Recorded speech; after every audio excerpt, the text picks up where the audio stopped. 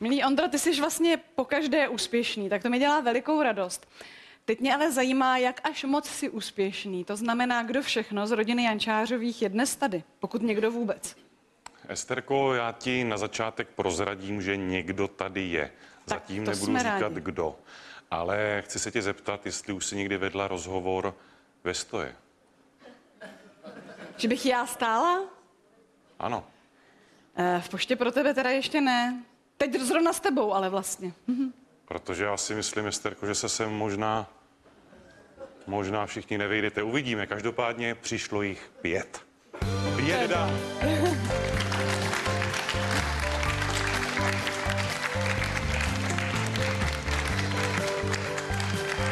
Dobrý večer, prosím. Dobrý večer. Dobrý večer. Rád vás opět vidím.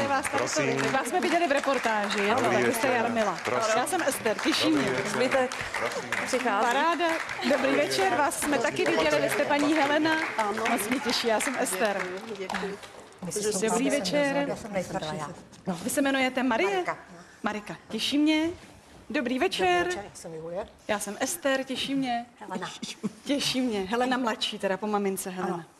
Tak já si teda sednu, když dovolíte, je to trošku neslušné vůči vám, dámy, ale můžu. Skvěle. Tak já mám hroznou radost, tady máme 5 žen. Vlastně skoro komplet, tady jste, chybí bratr? Chybí bratr, ano, který se omlouvá, ale... Nechal to na ženách. Nechal to na nás. Tak už to často bývá. Tak, ale vy jste hodné, že jste to nevzdali, že jste tady v takovém hojném počtu, to je úžasné. To bude mít asi ten, kdo si vás všechny přál tady mít velkou radost. Tak kdo to může být? Kdo si vás mohl pozvat? No, podle toho, co teda jako bylo v té zprávě, že nás někdo hledá, tak tipujeme 2 města, ve kterých jsme bydleli, buď Nitra nebo Vysoké Mýto, ale konkrétní osobu si vůbec netroufám jako odhadnout. Vy mluvíte česky naprosto dobře, takže pocházíte z Čech. Ne, my jsme všechny narozené v Nitře. Aha, a vy jste původem Češka. Slovenka. Aha, a mluvíte česky? No, míchané. Míchané, umíte všechno. Ne, spíš slovenský maminka. No a jak to teda je? Jak jste se ocitli v Nitře a potom zase v Čechách? Tak tatínek byl voják a v podstatě v roce 64 jsme se odstěhovali z Nitry do Vysokého Mýta. A když Vysoké Mýto posádky zabrali sovětská vojska, tak ty rodiny vojenské byly prostě rozděleny na jiné útvary. A kam jste se potom stěhovali? My jsme se dostali do Prahy. Do Prahy? Aha. A tady tatínek zase byl vojákem v Praze. Ano. Jak jste to jako děti vnímali? Já třeba, když jsem byla malá, tak mi vždycky přišlo hrozný, když se někdo stěhoval třeba ze spolužáků, ze školky nebo ze školy, že mu to musí být líto. Mně to bylo líto, když někdo odjížděl. Vy jste to brali dobře? No, tak asi jak kdo z nás, no. Tak já celkem dobře. Vy jste říkala, že v tom Vysokém Mýtě, že jste se potom odstěhovali, ale že s těmi některými lidmi jste ještě v kontaktu. No, víceméně teda jako jsem navázala kontakty i moje sestra druhá jako se spolužáky. Jako co jsem chodila já tenkrát tam do 6. třídy naposledy, no.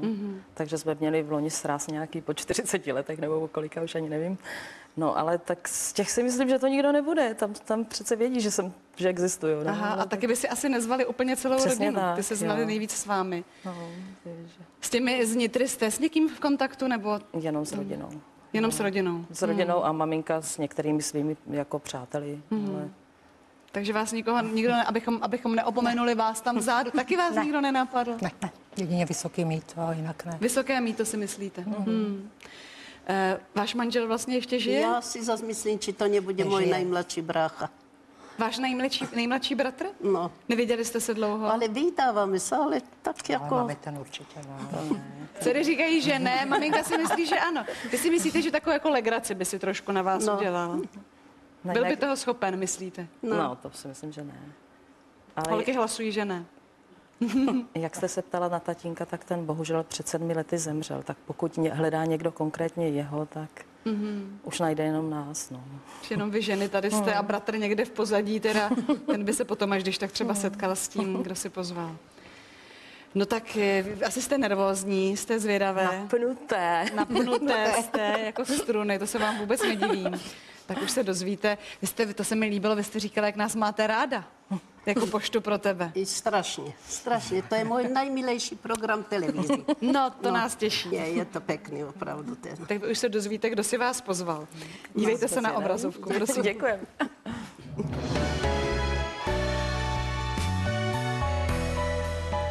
No to jsou zvědavá teda.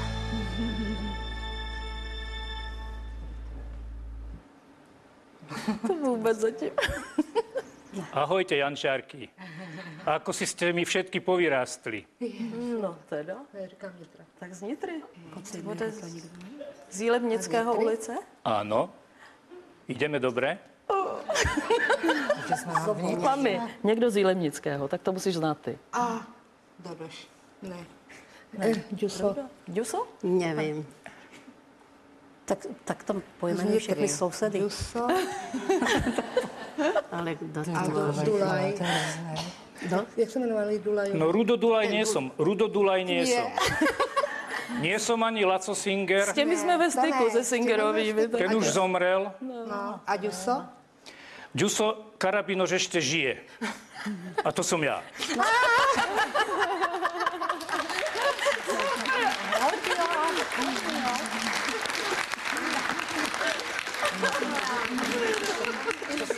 No ja si vás pamätám všetky. S Marikou som si písal asi rok, lebo 2, ako ste sa odsťahovali do Vysokého Mýta. Tak jsem tě nadspala do kanálu, protože jsem myslela, že... Áno.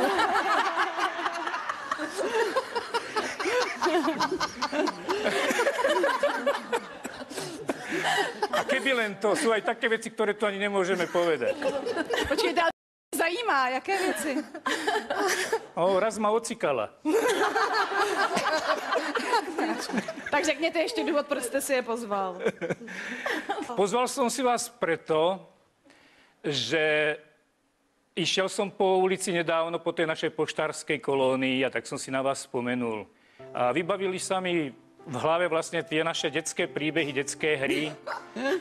Tam v tom objekte Hospodárska, to si pamätáte určite. A tak mi prišlo na že by som vás rád videl, lebo ste mi úplne zmizli zo života. A keďže som nenašiel inú možnosť, ako sa s vami skontaktovať, tak som zvolil poštu pre teba. To je super, tak děkujeme. Teším sa, že ste prišli. Já mám na vás, dámy, poslední otázku. A to, jestli se chcete s Juliusem setkat osobně. Určitě. Tak prosím, rychle odstraňme stěnu. Super. Tak prosím. Tak ahoj, Jusko. Ahoj. Já jsem Jarka. Ty si Jarka, ty si najmladšia. Ahoj, najmladšia. Dievčenie najmladšia. Toto je Marika, ty si sa vôbec nezmenila. Len ma tu neocikaj. Pani Jančárová, moja zlatá. Vy ste stále rovnaká. No to víš, že jo. Tak pojďte ještě jenom, ať na vás na všechny vidíme. Tak jak se cítíte mezi 5 ženami tady? No výborné, tak medzi 5 ženami paráda. To som už dávno nebol takéto, medzi vlastne 6 ženami. A to je pravda, já jsem taky žena. To je fakt. Tak já nevím, jestli vás vaše žena pustí s nimi, nebo pojďte si ho radši pohlídat. Tak poď sem, Lenka, aby si bola pri mne. Nech sa... Čože? Manželka? Manželka. Dobrý večer. Dobrý večer. Tak a já už vás teď asi propustím, můžete zavzpomínat na všechny humorné historky, Mariko, že? Tak moc ráda jsem vás poznala. Pani Moc mě Ester, těšilo. já jsem šťastná, že jsem vás viděla naživu. Já jsem taky ráda, že jsem vás viděla. Nashledanou, moc mě těšilo. Nashledanou, mějte se hezky. Nashledanou všetky. Dovidenia. Nashledanou, mějte se krásně. Tak Pozdravím Ondru. Ano, já mi to držím. Naschle.